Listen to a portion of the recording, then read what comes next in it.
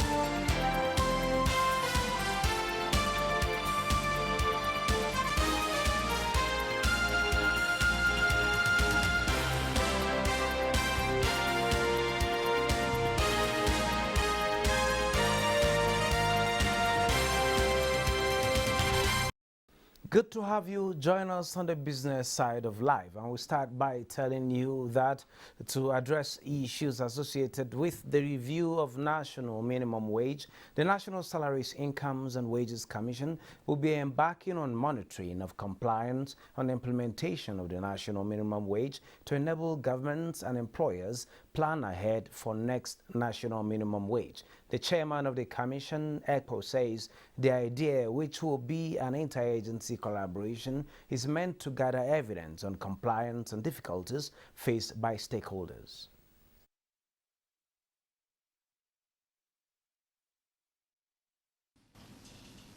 About this monitoring is that it's to allow us to begin to plan for the next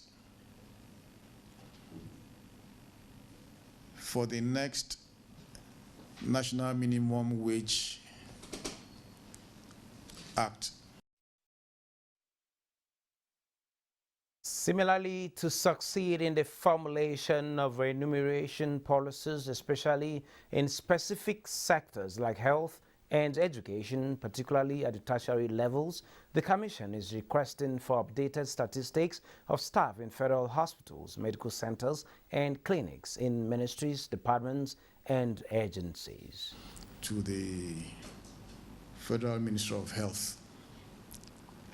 We've developed the template in collaboration with them, and it was a decision that was taken at a government side meeting, so that whatever plans we have for whatever allowances that we will look at in the health sector, we have up-to-date statistics.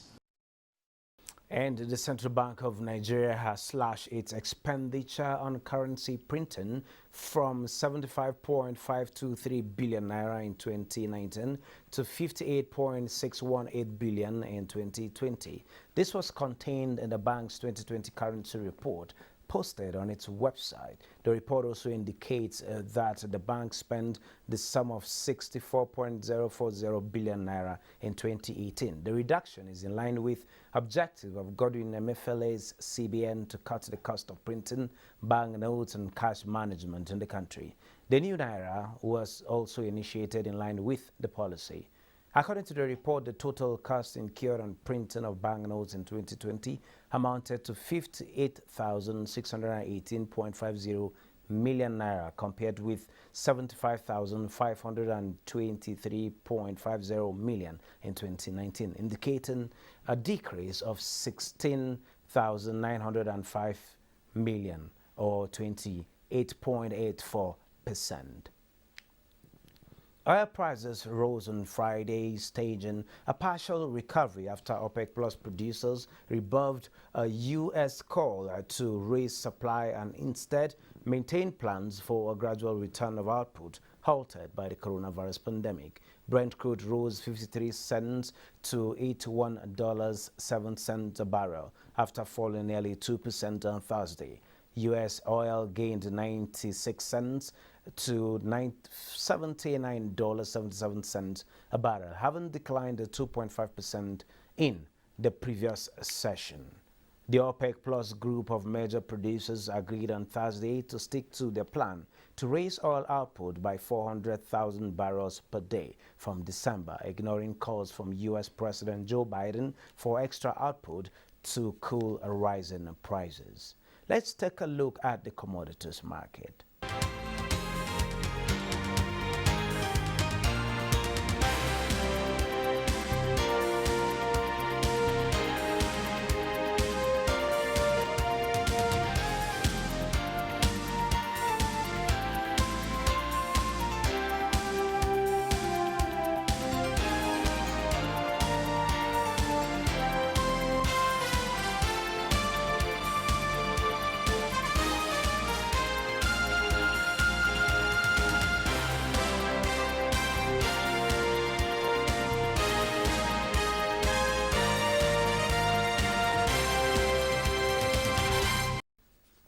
The world experienced high cost of food items in the month of October, the highest in 10 years. This was contained in the Food Price Index report of the Food and Agriculture Organization of the United Nations.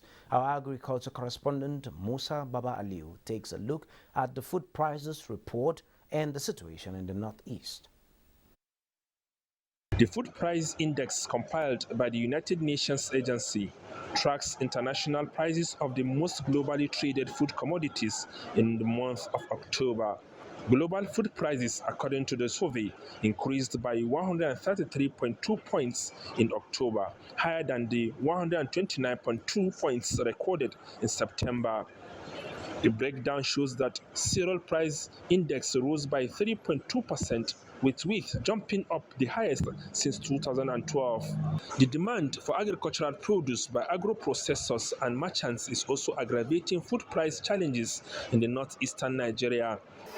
Yes, the northeast, because of the security situation, most farmers are not able to cultivate and to produce what they should do. So there is a limitation, and the movement restriction also delays and reduces the production. Investigations carried out by NTA in Borno, Gombe, and Adamawa states indicate that despite good harvests recorded this year, prices of agricultural produce remain high. This farmer in the local government area of Borno State said merchants from neighboring states buy off most of their produce before harvest. Somebody can see he will harvest almost 50 bags. At a time, he will sell that 20, 30. So, you know, at the end of the day, he will start having problems. But as a local government, we are trying our possible best to see that we control this thing.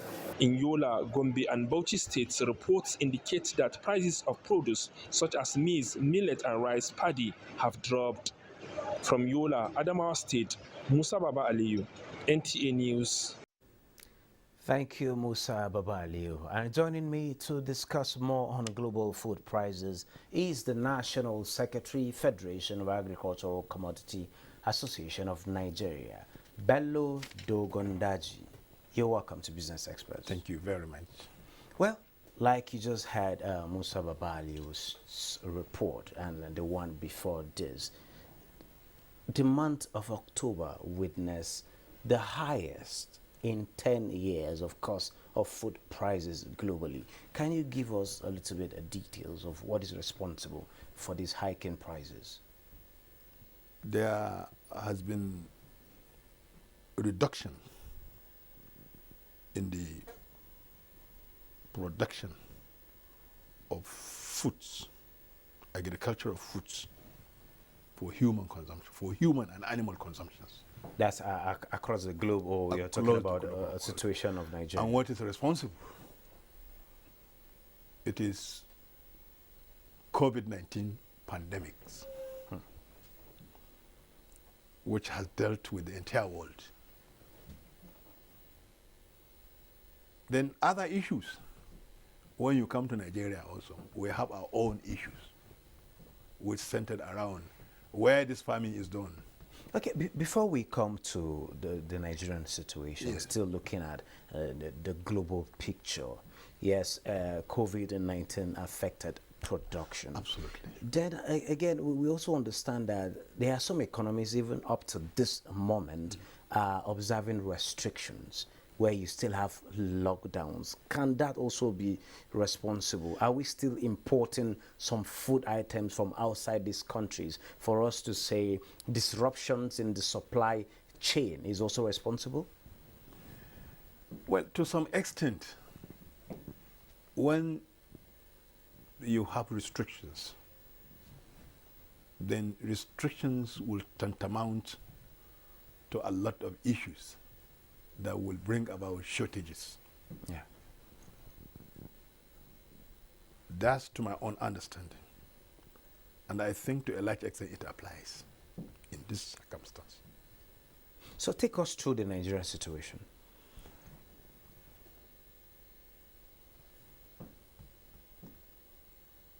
Foods. We must produce foods. We must produce what we eat. Eat what we produce. And eat what we produce. This is the slogans of our Baba. Yes. And we must maintain it.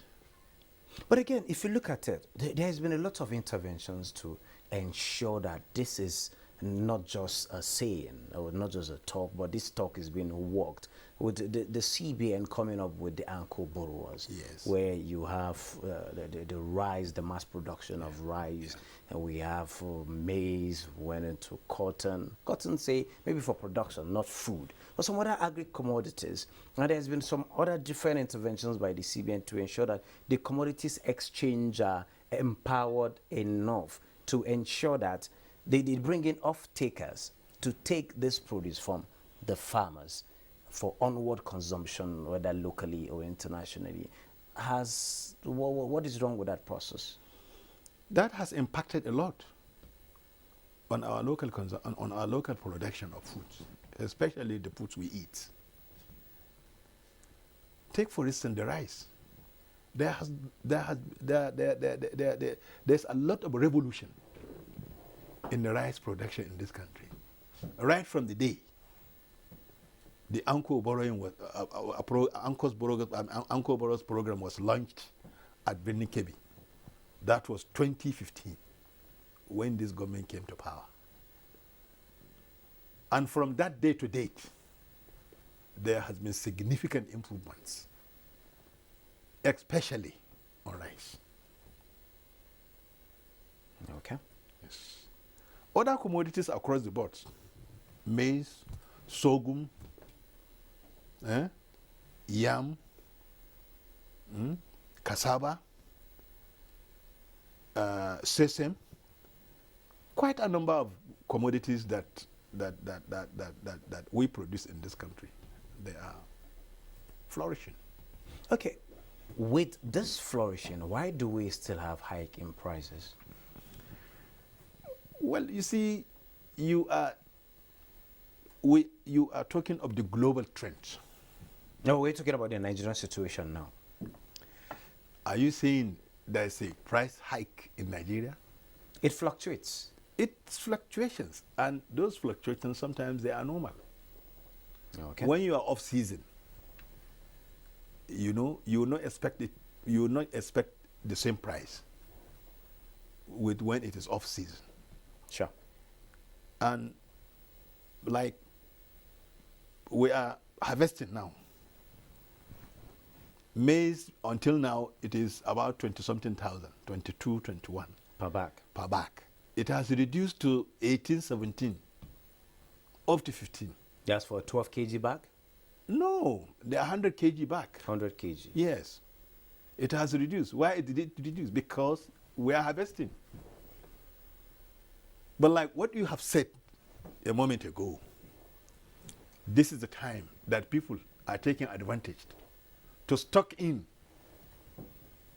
Those who are not privileged to farm, they will go to market and make sure they buy enough and stock in. Talking about the middlemen. Not only the middleman, sometimes you have large family and you didn't farm. And the only thing you could do, you have naira in your pockets.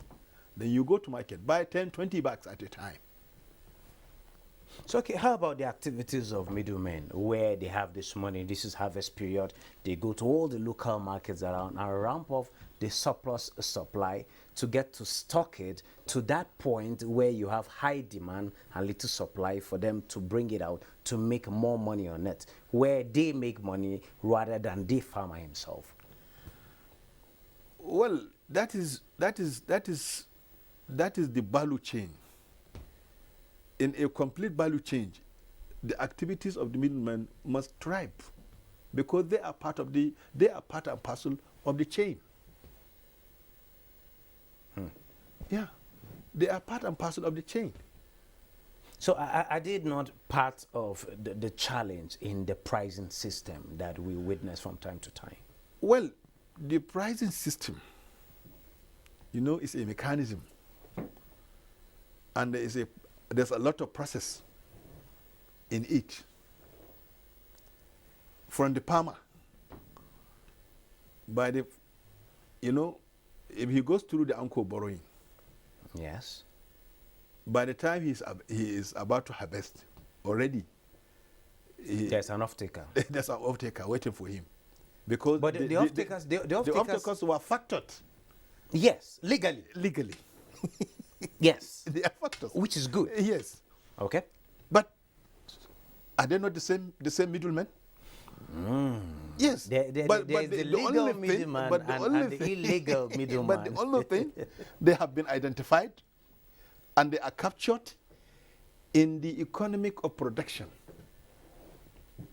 And there is also a price regulation regime. And we have regulated the price. Them. Yes. You cannot, this is the price that is fake. You can't go above so it. that we give you leverage, we give you time, we give you opportunity. Within a particular range. Within a particular range. So that you didn't cheat the farmer. But the farmer is always at the receiving end. How can we, let's get away from there. Let's look at how can we attain food sufficiency with all of these challenges. Yet, yes, government is doing a lot, talking about the interventions, bringing the outputs, capacity building, and all of that. What can we do as farmers to ensure this sufficiency, to complement what government is doing? Government cannot do it alone. Well, you see, even the way we do our farming, we need to have a change. Okay. From a subsistent farmer of 1 hectare, 2 hectare, maybe for the family needs and the immediate relations around. If you are doing commercial farming,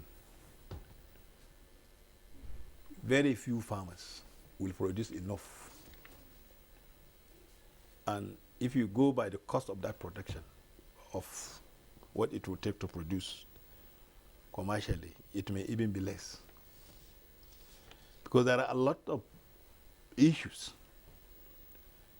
Like these farmers, 1 hectare, we have a lot of issues in recoveries. To recover the amount of money you give them, you buy the inputs, you buy this at the end of the season. To pay back is an issue. But is it that productivity is being affected? And that brings me to the issue of extension farming education that we used to have back in the days. Yeah. It seems that is not obtainable now. I remember we used to have good yield, apart from your mention of talking about we need to change the way we farm, which means we need to bring in technology. Absolutely. To go larger scale, Absolutely. mechanization, Absolutely. technology, Absolutely. and Absolutely. all of that. But before we talk about the technological aspect of it, where is the place of extension farming? They're still very much around. They're still very much around. But the way they were doing it in those days is not the same way they are doing it today. Okay, so what needs to change for us to get like in much all the better anchor yield? borrowing program that is going on, each association has its own extension workers that are ensuring that they are doing the best practice of farming. Because you have an off-taker who has come out and said, this is what I want. Then you must produce. Even the seeds. He has to identify what he wants. And at the end of the day, you must make sure you produce what he will offtake. Otherwise, there's a breach. There won't be nothing to offtake. Absolutely. Oh, there won't be If much I to say, offtake. if I say this is a particular variety I need, of rice. Let's say I want Jamila rice. You know, Jamila is the long, white, long grain. That looks like the foreign rice. Can you imagine? And Which is more attractive. And you bring out a dwarf rice. Then it means that's a breach. But the dwarf is also good for tuwo masara. But then it is not what I asked for. Maybe my customers have a special needs for the Jamila. Do you understand? So the Anchor Borrowers Program has addressed a lot of issues. A lot of issues. You have your economic cost of producing 1 hectare. So all the inputs that goes by that 1 hectare is given to a farmer. And he has someone to supervise him. So on the application and the usage, and including the harvest also. Alhaji Bello Dogondaji. Yes, please. Thank you so very much sharing your thoughts with us on the way to go to ensure food sufficiency for Nigeria. The other way to eat, my brother, I have not touched the point I want to make. Okay. You see, we are in a wet season, and the wet season is saying bye-bye.